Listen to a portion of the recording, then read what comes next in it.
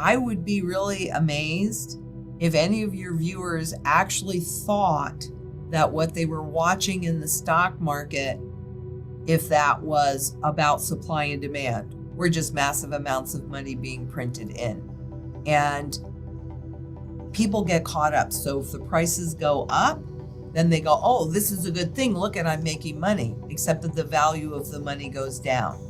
And so if they can keep people inside of a system that they easily control, when they collapse the system, and people think that they would never want to do that. Yeah, no. They do want to do that because they know that they're transitioning. If all of your wealth is held in intangible digital form, when the system collapses, you lose everything. That is why you have to actually have real hard assets, physical gold, physical silver, outside of the system. It's the only thing that's invisible to them. And it's also the only undervalued assets that are out there. Not when you're seeing Apple at 30 times earnings and IPOs that come out and have no earnings, but that market valuation is $26 billion. Are you kidding me? So at some point, logic comes back into play. And when that happens, you darn well better have some physical gold and silver, as well as food, water, security, the barterability, wealth preservation, community, and shelter. You need to have these things so that you are as independent as possible, or you have to dance to their drummer. And their drummer, their contracts, what they have in mind for you could be very different than what you have in mind for you. Well, that brings up my very favorite question, which is, how many times can you be lied to when you do not know the truth? And then my favorite statement, ignorance does not make you immune. It simply leaves you vulnerable, but it's simply true. And so for those people that say, oh, this could never happen, well, I can tell you this, whether it happens, whether it doesn't happen, a truly diversified portfolio actually has some tangible wealth in there that is easily movable. I mean, certainly this house is a tangible asset, but I cannot put it on my back and move it. Whereas with an ounce of gold or an ounce of silver or a collectible coin that's worth more than an ounce, I can put that in my pocket and I can take it anywhere that I want to take it. So I would say that even if you're a naysayer, booty hooty Rudy Manooty, you won't go gold and silver. I mean, what's wrong with that?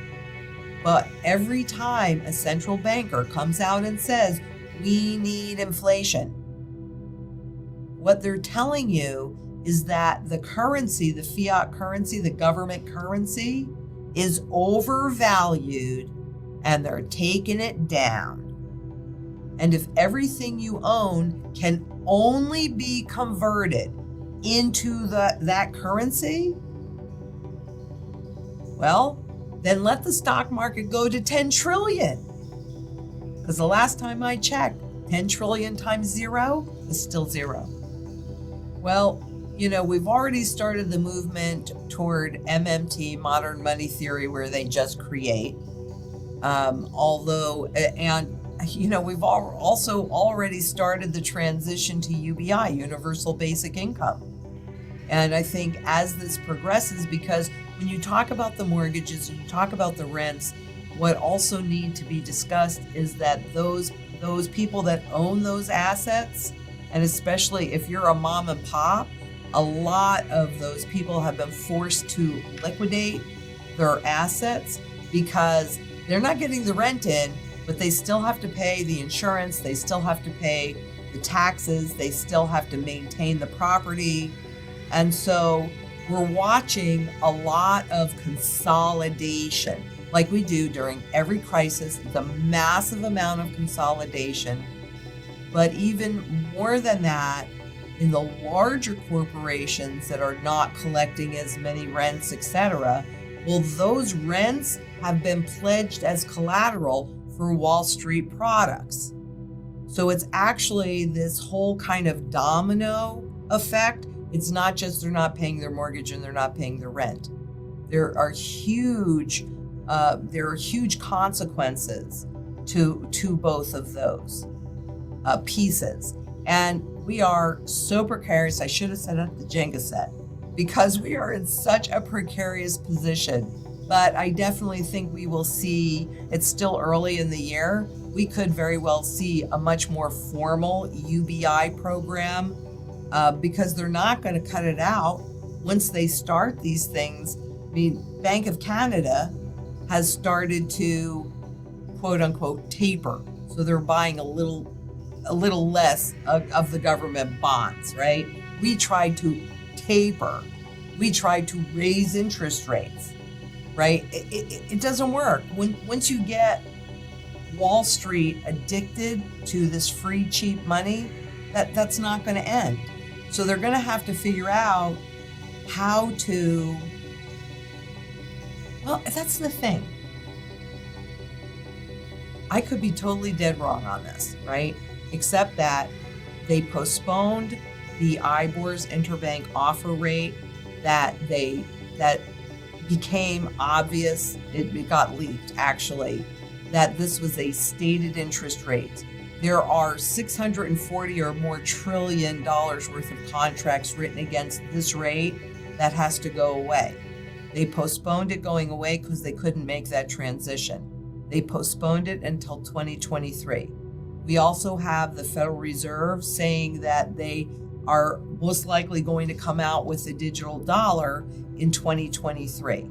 So we have this little window, I think, that we can continue to get ourselves into a position to be as independent and self-sufficient inside of a community. I'm not saying you have to do it all alone, but outside of the current system that we're in, we have this little bit of a window as they continue to make this transition. What could derail their plans could be a complete loss of confidence in the government bonds. That's why interest rates and paying attention to what's happening with interest rates are so critically important, because the fact that the 10-year bond, which is the foundation of the global financial system, has been rising could be troublesome. You know, they're going to have to keep that tamped down, because once it reaches a certain level, it could be 2.5%, it could be 3%. I'm not really sure what that level is going to be, but there are a whole lot of contracts and derivative bets that are just speculative bets that can start to blow up, and the central banks could lose control.